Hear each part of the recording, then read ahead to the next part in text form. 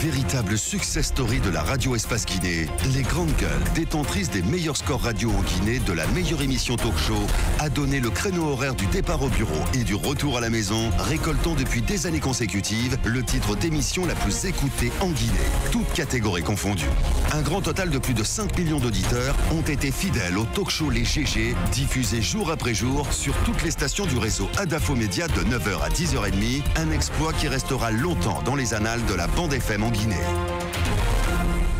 Encore 3 quarts d'heure à passer ensemble dans cette émission. À venir, Mohamed Kamara, juriste, professeur de droit, qui est déjà dans nos murs et qui va nous aider à démêler les chevaux qui risquent de se présenter donc devant la Guinée avec ces concertations qui s'ouvrent ce jeudi à la CENI, entre la CENI et des partis politiques et des listes indépendantes pour comprendre ce qui s'est passé à l'occasion des élections communale du 4 février dernier. L'exercice consisterait à réexaminer donc les résultats d'un certain nombre de circonscriptions dans lesquelles les partis d'opposition notamment disent avoir été victimes de fraudes électorales.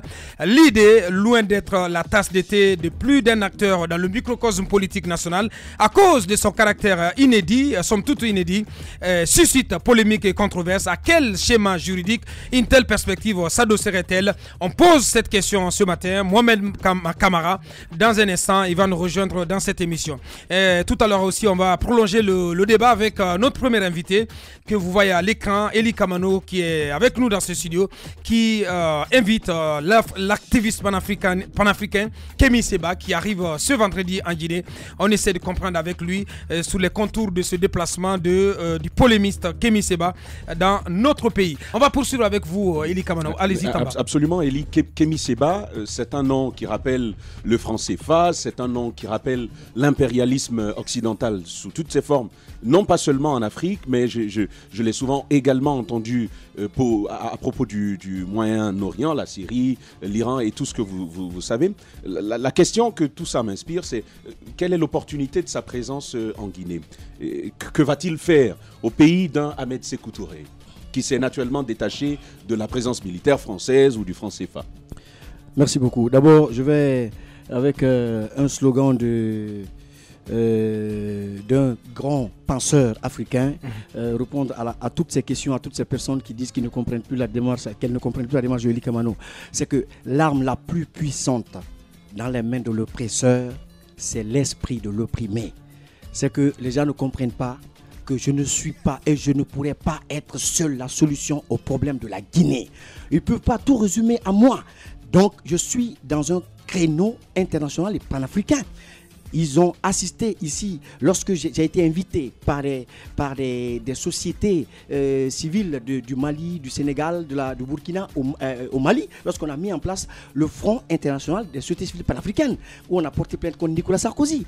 Je ne me donne pas d'air ou de rôle que je n'assume pas dans mon pays. Et ce que je sais, c'est que la jeunesse m'écoute. Parce que la preuve en est que lorsque j'ai été à Boké, j'en ai été quand même de beaucoup pour qu'il y ait apaisement dans cette autre localité de la Guinée. Maintenant, parlant de Kémi Séba.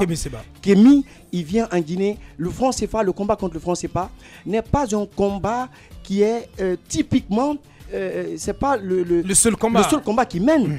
Il y a beaucoup de choses que Kémi contre lesquelles il s'est battu, de la France au Sénégal, où il a décidé de s'installer à un moment donné. Mais pourquoi il a brûlé le billet de franc CFA? Parce qu'il était dans un pays qu'il avait hébergé, qu'il avait intégré, et voir que la monnaie de ce pays est une monnaie coloniale, il s'est dit que non, ce n'était pas adéquat.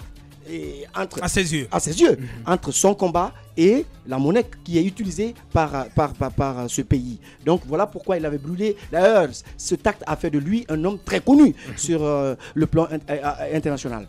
Donc il vient ici parce que d'abord il est fier de venir, il est très excité parce que Sékou Touré, à ses yeux, est celui-là qui a su garder cette autonomie, cette indépendance, souveraineté monétaire. Et qui a incarné cette fierté africaine. Effectivement. Donc Kémi Séba est très excité à l'esprit de venir rencontrer les Guinéens, discuter avec les Guinéens et la jeunesse guinéenne. C'est vous qui l'invitez? C'est donc une sorte de pèlerinage au pays de... Est-ce que c'est de cela qu'il s'agit? Ou est-ce que Kémy Séba, vu qu'il a été expulsé du Sénégal, il cherche un autre point de chute? Mais il est au Bénin déjà.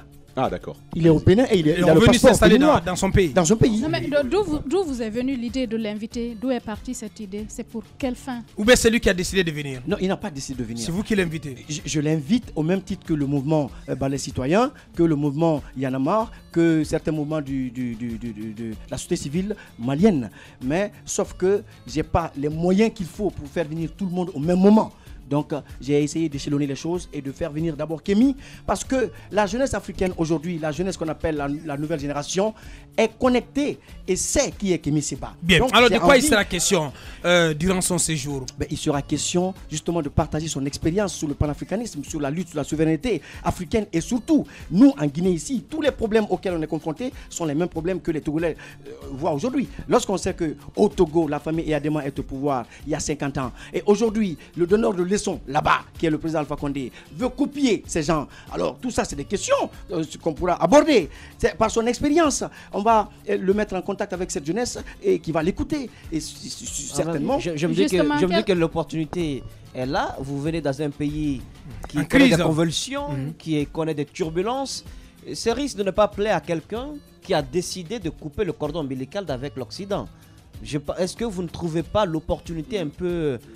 assez risqué. Le moment pas bien choisi. C'est-à-dire, pas bien choisi, c'est-à-dire par rapport à la tension, dans sociale, le pays. Oui, mais écoutez, Kémy ne vient pas avec un fusil, hein. Il vient avec des mots, il vient avec ses paroles, avec son expérience. Les fusils sont fabriqués par les mots. Mais alors, le plus puissant, c'est les mots. Mais ce que je dis, c'est que c'est pas une agression contre le peuple de Guinée, mais c'est une prise de contact avec la jeunesse guinéenne et un échange d'idées. Et avec cette jeunesse, comment ça va s'organiser? Quel est le public cible? Est-ce que ce sera dans les universités? Comment ça va se passer? Ce sera dans les universités. D'abord, les deux universités publiques nous ont refusé, Gamal Abdel Nasser et Symphonia, parce que c'est public, c'était clair.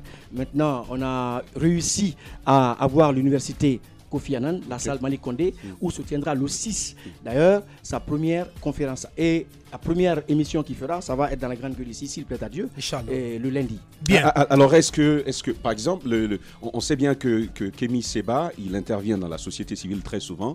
On a pu apprécier la qualité de ses interventions et même la force des opérations qu'il a réussi à mener en termes de mobilisation, en termes de qualité de message. Est-ce qu'il y a des sortes d'ateliers de formation pour la société civile, de préparation à la mobilisation sociale? Est-ce que quelque chose comme ça vous est passé par la tête? Contact direct avec oui, bien sûr. Kémy sera là pour une semaine. Bien. Et sur une semaine, on a fait un programme en contact avec son assistant qui viendra de Paris. Donc, on va travailler avec les autres mouvements de la société civile. On va pas, moi j'ai appelé déjà son antenne qui est là, l'antenne qui représente l'urgence panafricaniste. Je les ai appelés, sinon l'invitation est partie de moi, c'est personnel.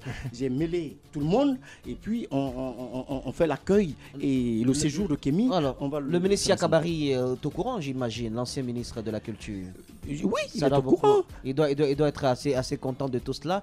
Pourquoi il doit être content, Moussa? Pourquoi? Voilà, je ne sais pas. Non, il a rencontré l'homme, il partage certaines valeurs. Bien. Voilà. Alors, moi, ce que j'aimerais comprendre, entre pour vous et les Kamano, Kémy Séba et son autre ami, je veux parler de Claudicia, quelle est la figure qui incarne au mieux pour vous la défense des valeurs, la défense de la cause africaine. Bon, écoutez, les deux défendent les causes africaines à leur manière.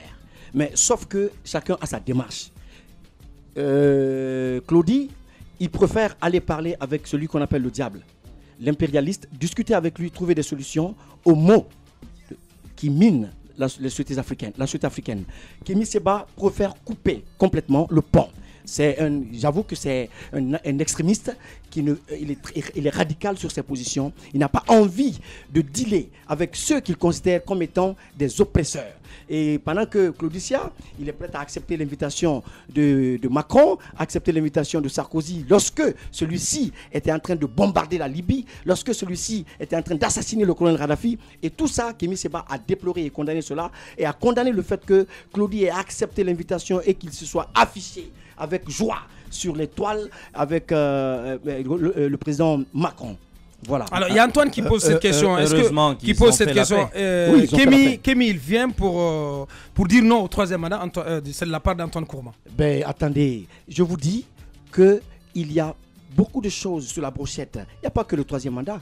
Il y a plein de choses dont il parlera. Forcément, il parlera de ça. Pourquoi? Parce que lorsque dans les pays africains aujourd'hui, on est confronté à ces genres de situations, et tu peux pas venir dans un pays comme la Guinée et sans parler de cela, sans parler du respect de la Constitution. Alors, dernière question, qu'est-ce qui va être fait? Il sera accueilli comment, Kémy Séba? Parce que vous en parliez en off. Est-ce que vous avez pris langue avec les autorités? Avec les autorités, j'allais poser cette question. Cette on sait que ça ne fait pas sourire. Il sera reçu de la façon... Ça ne fait pas sourire forcément. Du côté des autorités. Attendez, écoutez-moi. Il sera reçu de la façon la plus modeste. On ne fera pas de sabar pour le recevoir. On ne fera pas de manifestation. Il vient quand? Il atterrit quand et à quelle heure? Il atterrit, il vient demain, vendredi, et il atterrit à 16h. Le soir. Le soir. Bien. Voilà. Alors, peut-être un mot à l'endroit de la jeunesse, à l'orée de cette visite, de ce déplacement de Kémy Séba. Ben voilà, pour ceux qui connaissent Kémy Séba, j'invite tous les jeunes à venir dans la paix, dans la quiétude et l'accueillir à l'aéroport demain.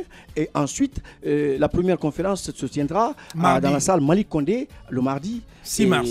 6 mars, Inch'Allah. Bien. C'était Eli Kamano, notre premier invité. Véritable success story de la radio Espace Guinée, les grandes gueules, détentrices des meilleurs scores radio en Guinée, de la meilleure émission talk show, a donné le créneau horaire du départ au bureau et du retour à la maison, récoltant depuis des années consécutives le titre d'émission la plus écoutée en Guinée, toutes catégories confondues.